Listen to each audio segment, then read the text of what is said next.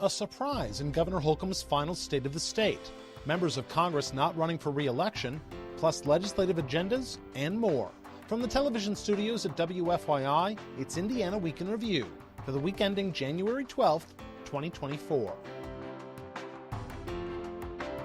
Indiana Week in Review is made possible by the supporters of Indiana Public Broadcasting Stations.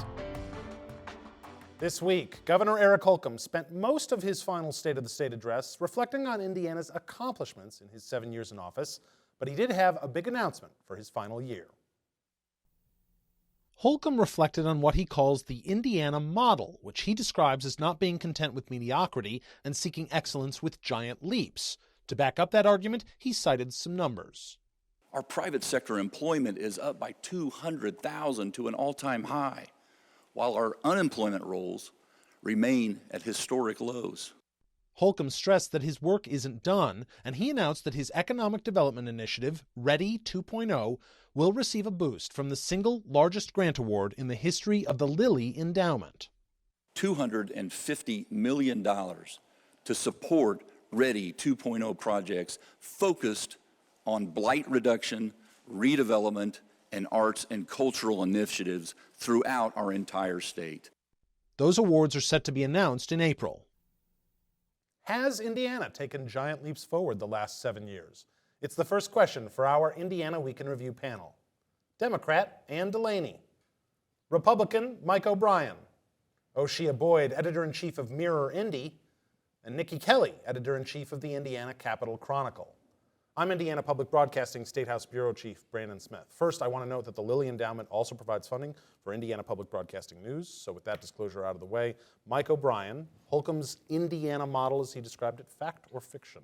That's what he's tried to build. You know, that speech was vintage Eric Holcomb. You know, it focused on the things that he really, there's things he hasn't paid a lot of attention to in state government. There's things he spent a lot of time paying attention to in state government that I think most of which I think are top of mind for Hoosiers. So education, workforce, economic development, and how they're all connected. And so that speech and his agenda has elements of all of that. It's clearly been his passion for the last 7 years. You know, and the numbers prove it out. $50 billion in new investment. We're seeing high-tech industry choose Indiana. Battery plants, the $50 billion in outside investment, the LEAP project. On the education side, he's going to focus, along with the Republicans in the legislature, on making sure kids can read in the third grade. Average teacher pay is up to $60,000, which is $10,000 beyond what the goal even was. So there was a lot. There were a lot of high points that he hit, but I thought it was classic Eric, and finished on a high note, I think. Ann Delaney, if I had $1 for every time you said Indiana takes only baby steps, I wouldn't have to host this show anymore. But is that a goal of yours? We'll see. We'll see how it goes. but considering those numbers that Mike and the governor in his speech talked about, the unemployment highs, the unemployment lows,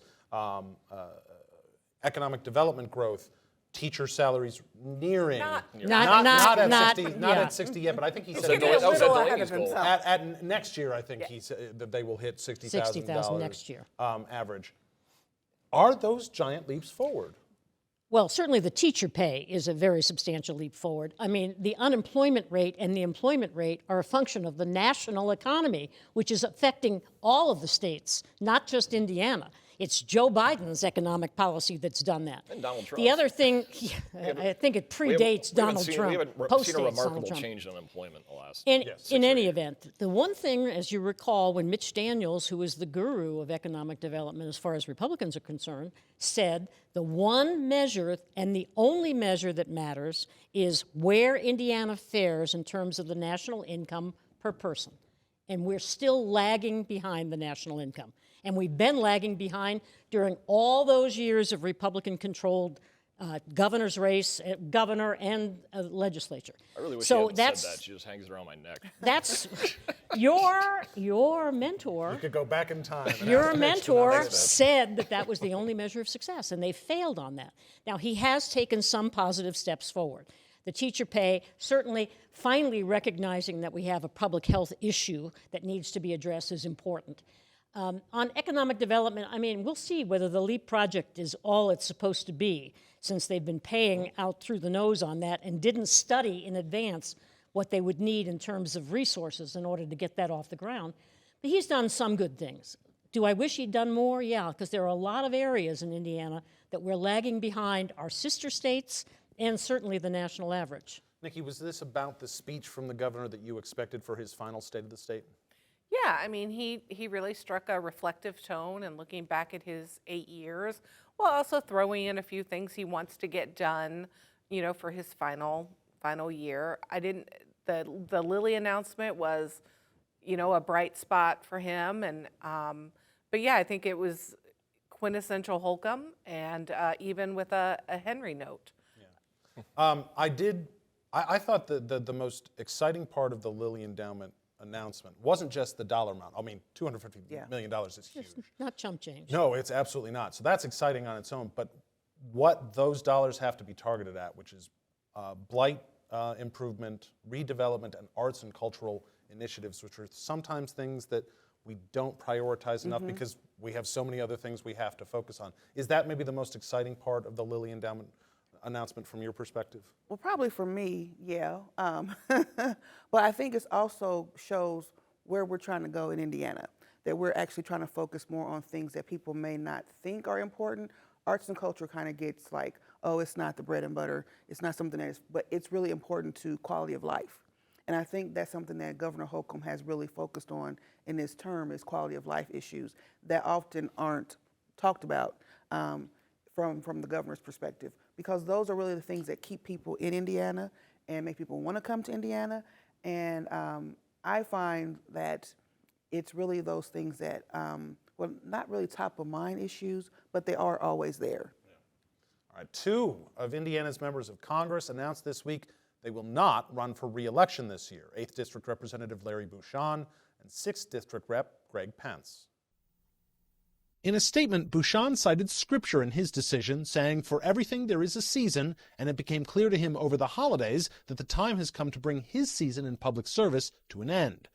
Pence's statement about his decision simply said that it was his experience as a Marine that led him to run in the first place to serve his country again, and that it's been a privilege to represent the district. Bucshon has served in the U.S. House since 2011, while Pence was first elected in 2018. 4 members of Indiana's Republican delegation in the U.S. House have announced they're not running for their seats this year. Bucshon and Pence joined Victoria Spartz and Jim Banks in that number, though Banks is running for higher office, the U.S. Senate. And Delaney, are you surprised at the amount of turnover in the delegation in 1 year? You know, they might as well. They might as well resign. They haven't done anything in the terms they were there. They haven't. I mean, all they do are deny the election of Joe Biden and talk about insurrectionists as being tourists. It's just, they can't pass a budget. You know, we used to have people in the congressional delegation on the Republican side and the Democratic side that we could point to with pride. They got elected to do something in Congress. These are not among them. And in 5 years, there'll be a trivia question and nobody's going to get it right. This amount of turnover in terms of what it means to constituents is you're going to have a bunch of freshmen in those seats who, you know, hopefully they'll get things done. But when you're one of 435 in the House and being that low on the totem pole, is that going to hurt Indiana in terms of its ability to attract things to the state? What have they done to attract them when they were there? It does. I mean, particularly in the Senate. I mean, we've benefited from Todd Young being the head of NRSC and running, you know, he spent a cycle running all the U.S. Senate races. That gives you some cachet in that caucus that he's used. And we've seen that play out in all of the hub designations that Indiana got late last year from the federal government. That was a bill that so that's Todd an Young example. co-authored. Right, that's an example. And when you're in the House, you can move quicker because it does turn over faster. And who knows what these, you know, when you get elected every 2 years, who knows what the outcome is going to be this year in terms of who's in the majority or what the margin is.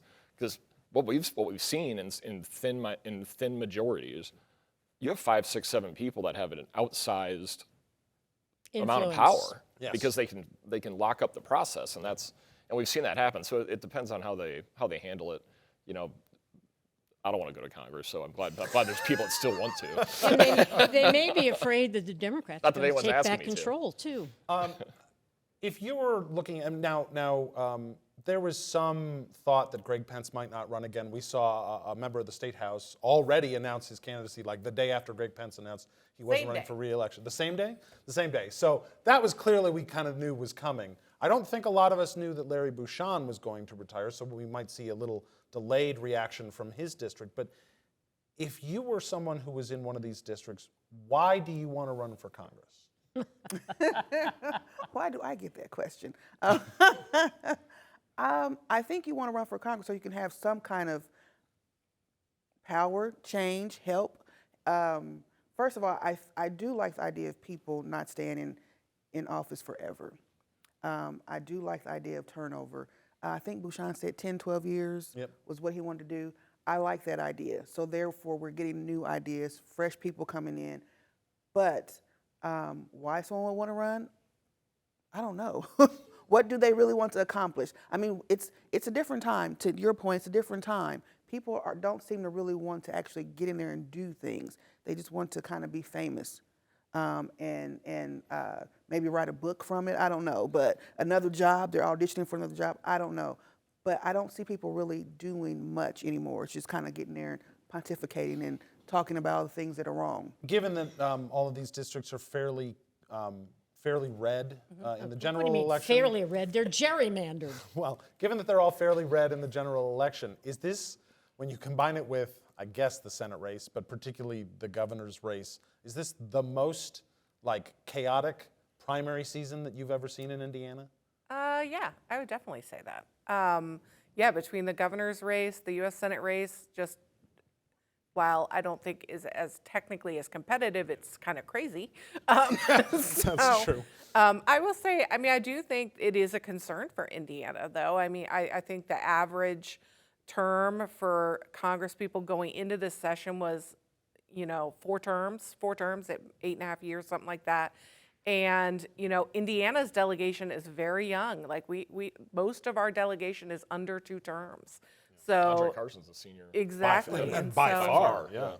So I do think there's, a concern about, whether we're going to be able to move legislation, do anything to help Hoosiers, from the national level. Yeah, after this election, no matter what the results are, in the entire delegation, Todd Young will be the most senior Republican by far, and he was first elected to the House in 2010. So which is 12, 14 years ago, but still, that's, in congressional time, that's not a ton. That's not much. Yeah, right. The U.S. Senate, they have a crypt in the cloakroom at this point. Time now for viewer feedback. Each week we pose an unscientific online poll question. And this week's question is the amount of turnover in Indiana's congressional delegation a good or a bad thing? A, yes for good, B, for bad. Last week's question was, do you expect the 2024 legislative session to be quiet and uncontroversial? Just 18% of you said yes, 82% of you said no, which is where I would have put my vote. If you'd like to take part in the poll, go to WFYI.org/IWIR and look for the poll. Well, House and Senate Republican agendas this year are centered on education and workforce issues. House Republicans' top priority bill would allow state scholarship programs such as 21st Century Scholars and the Frank O'Bannon Grant to be used for workforce training, not just traditional 2- and 4-year degree programs. House Speaker Todd Huston says it helps further the goal of making a more relevant high school experience. Getting more kids into high school classes that are going to prepare them for college and the workforce. The Senate GOP's top priority is improving student reading skills. Senator Jeff Rotz says the bill's focus is identifying early those students who are struggling to read. Schools will check with students in kindergarten, 1st, and 2nd grade to make sure they are on track to be proficient in reading by the end of the 3rd grade. All students who are not on track must be given extra support through reading remediation. The only students allowed to advance to 4th grade if they fail the 3rd grade reading test would be English learners, students with intellectual disabilities and those with individual education programs, and students who pass the 3rd grade math test. O'Shea Boyd, let's talk about the reading proficiency bill that the Senate Republicans are putting forward. Will it move the needle the way we need it to? I certainly hope so. I really think we need to really focus in on, hone in on education, but I think it's kind of too late. Well, it's not kind of, it is too late to wait until third grade. I believe Senate Bill 1 talks about looking at kindergarten, first grade, second grade to see what, and you should know where students are falling behind that early on. Third grade, I think, is too late. Then there's also talk of the different exceptions that you could have. Well, we're seeing that too many exceptions are actually being, so those students being passed, so students are still being promoted who can't read. So then where's the teeth in that? And I think there's still this option of we don't want to have summer school anymore. So we remediate during the year. I think we need to revisit that as well. Do we go back to mandatory summer school? I understand it's not popular for a variety of reasons, but is it better than having students continue on and not being able to read, or go to fourth grade, or not go to fourth grade? Like, what are the options here? So I think we need to put all those things on the table to figure out what do we really need to do to move the needle, because there's many things to do, and I think definitely starting before third grade. Third grade is too late. Yeah. By third grade, you already know they can't read. Yeah, the fact that they would now require the iRead 3 to first be taken in second grade, and if you pass it, you don't have to take it again in third grade. And then, you know, if you don't. Those are great starts on the bill, and it makes total sense to start in second grade. You get in earlier, and you have more time to remediate. But I do think it's fair to point out a few things where I don't think the bill goes far enough, which is, again, there are only so many hours in those days now. They're already in school taking all that. So I'm not sure where you fit in all the remediation. And having, you know, making a school offer summer school, but not requiring a kid to take it, it seems like a half step there. The other thing to point out is, while the bill does, quote, require retention, it mirrors the language that already exists in state rule, and schools aren't following it. So I'm not sure how it does anything different. There's still no enforcement on the schools. I guess their point is saying, well, now it'll be in state law, so they'll really have to follow it, as opposed to administrative rule, which still technically has the force of law. Let me ask you this question, because that is one of those questions that came up in this press conference, which is, you're not mandating kids to go to summer school if they need remediation. Should the state mandate that? I think they should. I think it should not be optional. We have to have third graders or second graders, whatever it is, we have to have a population that's literate. And they've got to be able to read, and if they aren't able to do it within the hours provided, then they have to go to summer school. That used to be the rule. Okay? And why we've abandoned it when we've got third graders failing reading tests is beyond me. I don't think that the legislature needs to get into the nitty-gritty of who goes ahead and who's held back. That's for the teachers and the parents. To me, it's a balancing act. Which is worse, mandating summer school or holding a student back? I think mandating summer school is the way to go. Right. That is exactly the question I was about to ask you. Which is going to be more unpopular with parents? Holding kids back? Holding a kid back, period. Yeah. I mean, mandate, one, they've got to catch them earlier. I think, you know, the governor, and looking at second graders, I'm shocked it took us 15 years to figure out that if we find out if the second graders can't read, they're not going to be able to read in third grade, and now we got to hold them back. So why not start a year early? Why not have Right. preschool for all of the kids too? How about that? I'm for that too. But no, I think holding a kid back is always just, there's so much wrapped into that, from just There's so much more it's likely to embarrassing, drop out. You know, yeah. Well, and Senator Which is Andrew. why summer school is the There's a lot smart more option. wrapped up. Exactly. Democratic Senator Andrea Hunley yesterday, talking about reading proficiency, talked about, if you're holding kids back, if you really are holding more kids back, finally enforcing the administrative rules, or now enforcing a law, you have to have more supports in those schools than necessarily just a teacher who's providing remediation. You're also talking about social workers or counselors who are handling the mental effect of holding a kid back from their peers. That's why it's a bigger deal Right. because of all that. All right, the Indiana Black Legislative Caucus says housing should be more accessible, affordable, and equitable for all Hoosiers, and that's the focus of the caucus's agenda in 2024. Caucus bills include measures to prohibit housing discrimination against active duty and veteran military service members, to ban foreclosures based on medical debt, and to double the tax deduction for renters. Caucus Chair Earl Harris Jr. says housing is an integral part of the American dream. Owning a home is about far more than having a roof over your head. It's about giving Hoosiers a sense of security. Some of the bills have come up before, notably Representative Cherish Pryor's legislation to ban discrimination in housing appraisals. Pryor says some members of the Republican supermajority don't seem to think such discrimination is real. I think it's, unfortunately, the legislature has not taken the issue as seriously as they should. Harris did say that House Speaker Todd Huston acknowledged the need this session for further work on housing issues. Nikki Kelly, we've seen the Black Caucus have more success in recent years on some of their bigger agendas. We saw police reform in 2021. We saw like the 21st Century Scholars Program was a big thing of theirs last year, and education equity in general last year. Is this one that could have more success? I think they could maybe get one or two of the smaller items. One bill I was particularly intrigued by was a bill that requires notice when a landlord is selling the property, and to actually make the new owner basically keep to the terms of the lease, so they can't just kick people out willy-nilly. That one would be, I think, really helpful to Hoosiers if they move that. Yeah, there's been attention, particularly here in Indianapolis, from both, obviously, Democrats, but also Republicans, including fair play to Attorney General Todd Rokita for looking at out-of-state corporate landlords who are not properly handling their properties here in Indiana. And this kind of gets to some of those issues. Are those the sorts of things that could find popular bipartisan support?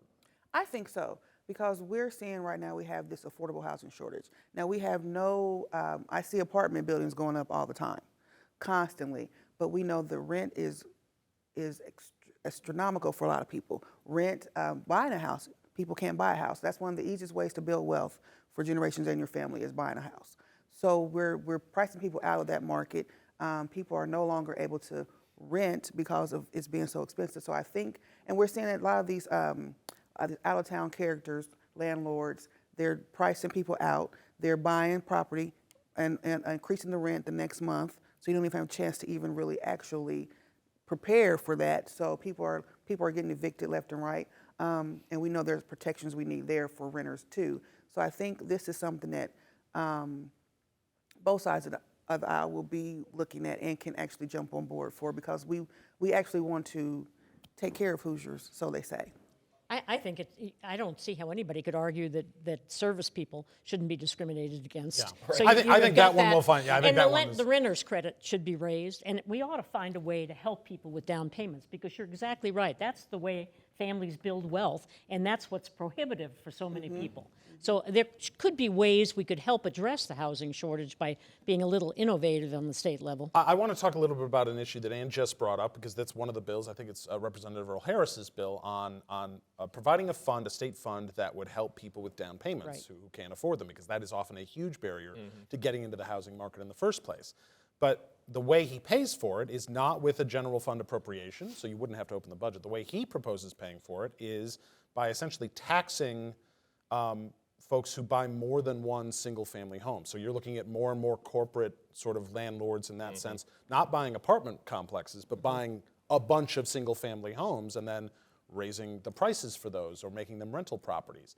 So by taxing those, it would fund that down payment fund. And as he pointed out, if we don't have a bunch of people doing that and we don't have money in that fund, well, that makes housing more affordable, because we don't have a bunch of corporate landlords jacking up the price. Do you think that's something that could find support in the General Assembly? Maybe not necessarily this session. Raising a tax is always a challenge, but I do think in this policy space, there's been broad bipartisan agreement on the problem, and I think these are some good solutions that the Black Caucus put forward. I think it could.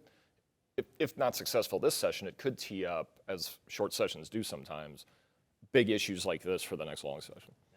All right, well, finally, the Indianapolis Zoo is expecting its first ever rhinoceros baby next month, born to a white rhino that joined the zoo last year. Mike O'Brien, what is a good Indiana-themed name for the baby rhino?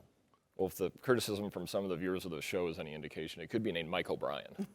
Mike O'Brien. The rhino. Because you're a rhino. That's really good. I like that a lot. Ann Delaney, an Indiana-centric name for the baby rhino? Oh my gosh, I don't know. So I came up with sugar cream pie. Oh, there you go. That stuff is terrible. I'm going with No, it's speedy. not. It's like racing, cool. but also is irony. Speedy. Oh yeah, I like Because that. they're Because not. rhinos are- yeah. Here's the only problem. Could that can be considered an illegal campaign donation to Representative Mike Speedy, who is there you running go. for Greg There you Pence's go. congressional seat? It could I be. think that could It be a could problem. be. It's an in-kind contribution, I suppose. What's your idea? Oh, I have none. Okay, good. I'm That's glad. not my job here. That's not my job here to create But you things. do I just wade ask the in on questions. occasion with these And questions. not on one where I actually have to To the, come up with to the something. primary voters of the 6th congressional districts, Mike Speedy is a classic conservative. He is not a rhino. No, he's not. He's a not rhino. you? The only Is he problem. he's a mega? The only problem that Mike Speedy is going to have is he's absolutely in that district, but that is a very new part of that district that usually is further east in the state. So he'll have to introduce himself to a whole bunch of new people. but- Another gerrymandering. Good. All right, that's Indiana Week in Review. One last mention of it. For this, I'm not even Gerrymander reacting. our references. panel, true. Our panel is Democrat Ann Delaney, Republican Mike O'Brien, Oshia Boyd of Mirror Indy, and Nikki Kelly of the Indiana Capitol Chronicle. You can find Indiana Week in Review's podcast and episodes at wfyi.org/IWIR or on the PBS app. I'm Brandon Smith of Indiana Public Broadcasting. Join us next time because a lot can happen in an Indiana week.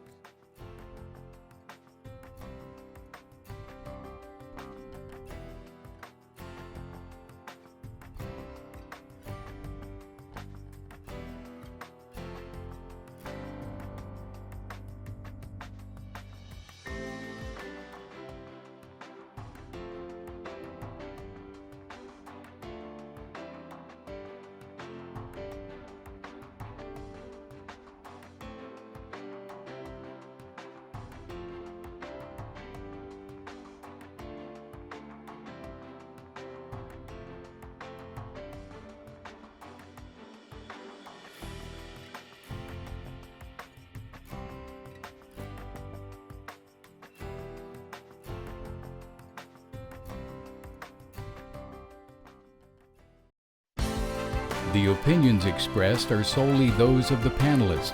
Indiana Week in Review is a WFYI production in association with Indiana's public broadcasting stations.